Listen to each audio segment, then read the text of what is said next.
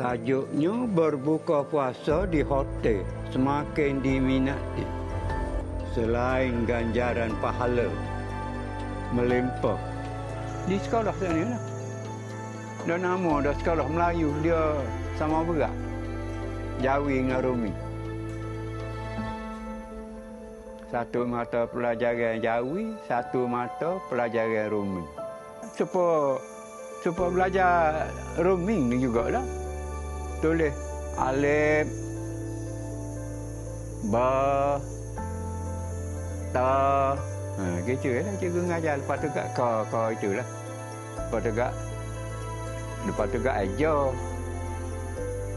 Bawau bunyi macam mana.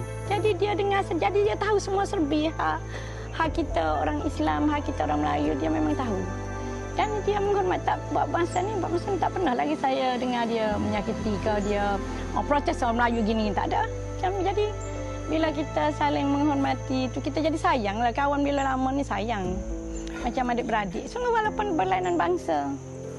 Kemahiran Owi Ching Yu membaca dan menulis Jawi menyebabkan lelaki berusia 82 tahun ini diberi nama jolokan Pak Awang oleh penduduk setempat. Gelagatnya yang bersahaja mencuit hati.